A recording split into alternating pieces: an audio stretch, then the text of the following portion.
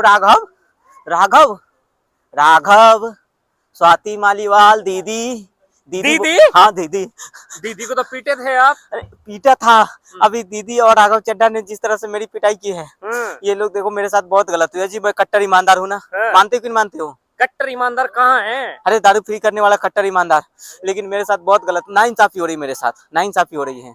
राघव चड्ढा कह रहे मेरे साथ नाइंसाफी नहीं की नहीं थी। जी, मेरे साथ इंसाफ नाइंसाफी अल्लाह देख रहा है ऊपर से। अल्लाह देख, कभी तो कहते हैं कि मेरे सपने में भगवान राम नहीं आते नहीं हैं। जी, अभी अल्लाह देख रहा है सब कि उसके बंदे को, उसके केजरू खान को किस तरह से राघव चड्ढा ने परेशान किया है। राघव चड्ढा ने मेरी चड्डी फाड़ दी। अच्छा। चड्डी फाड़ दी और मेरी गीली और पीली हो गई है। राघव चड्ढा को इस तरह से मेरे साथ नहीं करना चाहिए था। राघव चड्ढा को मैंने, देखो मेरी क्या गलती थी कि मैंने राघव चड्ढा को हटा दिया उपनेता पद से, यही ना? यही गलती की ना? तो जी राघव चड्ढा को मैंने राज्यसभा भेजा। मैं पार्टी का मालिक, मेरी पपौती पार्टी है ना। तो राघव चड्ढा भी तो आम जनता के नेता थे। आम जनता के लिए उनको नेता नहीं बनाया था, उनको राज्यसभा भेजा था जी मेरी तारीफ करो राज्यसभा में जाकर, मेरा गुणगान गाओ। अच्छा। हाँ, जैसे जैसे भगवान की जो गुणगान करते तो राघव चड्ढा का काम था कि मेरा दिन रात मेरी तारीफ करता हूँ राज्यसभा में जाके, मुझे साबित करता कि जी मैं ईमानदार हूँ। मैं जेल इसलिए किया, क्रांति लाने के लिए जेल गया। राघव चड्ढा ने मेरे से लिए एक शब्द भी नहीं बोला राज्यसभा में। तो जी मुझे बहुत बुरा लगा कि मैंने इसको नेता बनाया, मैंने राज्यसभा भेजा और ये तारीफ का मुद्दा उठा रहा है जनता का, देश की जनता का मुद्दा उठा रहा है। ईमानदार तो कहता था कि मैं जनता के लिए हूँ, जनता के लिए आया हूँ, जनता का बेटा हूँ। और अगर जनता की बात राघव चड्ढा उठा लिए तो इतनी तिलमिला गए। तिलमिला इसलिए राघव चड्ढा से मैं जलता हूँ। क्यों जलते हैं? राघव चड्ढा मेरे से बड़ा नेता बन रहा था। भारत के जेनजी राघव चड्ढा को बहुत पसंद कर रहे थे। अच्छा। तो इसीलिए मैं राघव चड्ढा से बहुत जलता हूँ। मुझे डर था कि कहीं मेरी पार्टी कल को राघव चड्ढा कब्जा ना कर ले, समझ रहे हो? तो इसलिए मैंने राघव चड्ढा को, पार्टी से प्यार है, जनता से प्यार है? मुझे तो अपनी पार्टी से प्यार है जी, पार्टी से और शीश महल से, गाड़ी से, बंगला से, दौलत, ये सब रहेगा तो जी जनता तो कभी भी मैं बुला लूंगा। जनता को बेवकूफ बनाना तो मेरी चुटकी का काम है।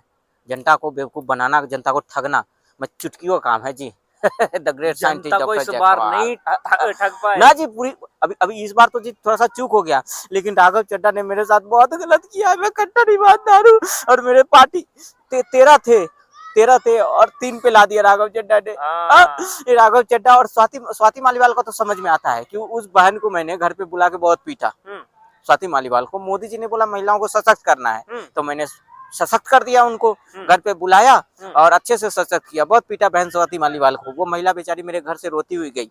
उस महिला ने कोई गलती नहीं की थी। वो स्वाति मालीवाल ने मुझे आके मना कर दिया कि जी दिल्ली में दारू बहुत फ्री कर दिया आपने, दिल्ली में घोटाले बहुत है। जब मेरी सरकार थी दिल्ली में, तो जी दिल्ली में विकास नहीं हो रहा है, आप झूठ बोल रहे हैं, नौटंकी कर रहे हैं। तो मैं बोला स्वाति मालीवाल तू मुझे सिखाएगी, मैं पार्टी का मालिक हूँ, मैं दिल्ली का मालिक हूँ। तो इसलिए मैंने स्वाति मालीवाल को बहुत पीटा, घर पे विभव के सामने भी पीटा। वो बेचारी मेरे घर से रोती हुई उसने बोला कि हाय लगेगी, एक महिला के आंसू की हाय, उसी की आंसू की हाय लग गया है मुझे। हाय लग गया स्वाति मालीवाल। मैं बहन स्वाति मालीवाल से माफी मांगता हूँ कि बहन मुझे माफ कर दो और वापस आ जाओ पार्टी में। चिड़िया चुग गई खेत, अब माफी मांग से होए क्या? हमें तो अपने ने लूटा, गैरों में कहा दम था। हमें तो अपनों ने लूटा, गैरों में कहा दम था। मेरी पार्टी वहां टूटी जहां राघव चड्ढा और स्वाति मालीवाल की कमी थी। राघव चड्ढा और स्वाति मालीवाल, अब भी कमी उन्हीं की, कमी बहुत कमी खल रही है, बहुत कमी खल रही है, बहुत कमी खल रही है। इसको तो नंगा करके मारना चाहिए, जैसे ये नंगा है ना। हाँ, दिल्ली को बर्बाद कर दिया, पंजाब को गया बर्बाद करने। तुम लोग यार एक पर एक फ्री ले लिए और वोट नहीं दिया मुझे। एक पे एक फ्री होके जो मरा, जो आदमी लोग, जो बच्चे मरे हैं, जो ये सब करके एक पे एक फ्री, उसका क्या? अरे उससे मुझे क्या लेना, अपना काम बनता बाहर में जाए जनता। मेरा तो बस कमीशन से मतलब। बाबू इसको वोट दोगे कभी? 18 साल की हो जाएगा तो इसको वोट दोगे? नहीं दोगे? लो बच्चा भी मना कर रहा है। बच्चे भी नाराज है। मैं ये कहना चाहता हूँ कि राघव चड्ढा ने मेरा पार्टी तोड़ दिया और मैं माफी राघव चड्ढा को मैं हल्के में ले रहा था। मुझे डर है किस चीज बात मालूम है? राघव चड्ढा के संपर्क में पंजाब में भी 47 विधायक है। 46 वो बता रहे हैं, 47 मैं बोलो 47 भगवत मान है। भगवत मान में विश्वास नहीं? नहीं, क्योंकि उसके भी सुर बदले लग रहे हैं जी। पहले मैं भगवत मान को फोन करता था तो जी आगे भी जी लगाता था, पीछे भी जी लगाता था। अब जीजी का जीजा कर दिया क्या? जीजा का उसने शीशा लेदर कर दिया। अभी कोई इज्जत नहीं कर रहा है। मैं समझ गया कि भगवत मान भी जाने वाला है बीजेपी में। अभी राघव चड्ढा ने, भगवत मान ने सेटिंग कर ली है कि राघव चड्ढा मुख्यमंत्री और भगवत मान उप मुख्यमंत्री, और झाड़ू की नहीं अब कमल की सरकार बनाने के चक्कर में ये लोग। मैं सोच रहा हूँ कि अब पंजाब का क्या होगा। पंजाब में मेरे ऐसा आराम की जिंदगी थी, वहाँ शीश महल थी, वहाँ पे सब कुछ थे, मेरे पास गाड़ी थे, बंगले थे, सब कुछ थे। लेकिन ये राघव चड्ढा मेरे पीछे हाथ धो के पड़ गया। राघव चड्ढा मुझे माफ कर दो, मेरे गोरे, मेरे प्यारे, मेरे लाल, मेरे दुलारे, आजा वापस, आजा पार्टी में मिल बांट के खाएंगे, लूटेंगे। राघव चड्ढा मेरे से क्यों नाराज है? लाल पीला ही कहता था कि बीजेपी गुंडों की पार्टी है। देखो जी, पहले राघव चड्ढा क्या बोलता था, बीजेपी गुंडों की पार्टी है, बोलता था ना। आज देखो राघव चड्ढा बिक गया, गुंडों की पार्टी में चला गया। मेरी पार्टी ईमानदारों की पार्टी है, मेरी पार्टी जो है ना समाज सेवियों की पार्टी है। यहाँ पे जो है कि घोटाले करते नहीं, हो जाते हैं, हम लोग करते नहीं घोटाले। ऐसे कैसे हो जाते हैं, करते नहीं तो? आपको ये आके जेब में रख देता है, अच्छा तो मना थोड़ी करना। बड़े बुजुर्ग कहते थे ना जी, घर आई लक्ष्मी को ठुकराना नहीं चाहिए, मना नहीं करना चाहिए। अच्छा। तो जी हमारे पार्टी में क्या, हमारा सांप ले, हम हाथ बांध के बैठते हैं। हाँ, कि आके रख दो, जो मर्जी है जेब में रख दो। अच्छा। तो जेब में घोटाले के पैसे आ जाते हैं, घोटाले हो जाते हैं जी। अब रात में साइन करता हूँ तो घोटाले तो होंगे ही, दिन में करवाओ ना। नहीं बदला अभी तक? ये नहीं बदला जी। खांसी भी नहीं बदला, मफलर भी नहीं बदला। इतनी गर्मी में मफलर लपेटे हैं, टेम्परेचर 42 पार है, फिर से खांसी, और वही कब जाएगी ये घोटाले करने की आदत? मेरा टेम्परेचर डाउन है ना जब से राघव चड्ढा गए हैं। अच्छा। मैं ये कहना चाहता हूँ कि राघव चड्ढा को ढूंढो, मेरा संदेशा पहुंचा। राघव चड्ढा को मैं पैर पकड़ लूंगा, माफी मांग लूंगा। अच्छा। और स्वाति मालीवाल के भी पैर पकड़ लूंगा कि बहन मुझे माफ कर दे। और राघव चड्ढा, अशोक मित्तल को मैंने अभी उप नेता बनाया, वो भी मेरे पिछवाड़े पे लात मार के भाग गया बीजेपी में। पता नहीं जितनी पार्टी में थे सब चले गए, मैं अकेला बच गया।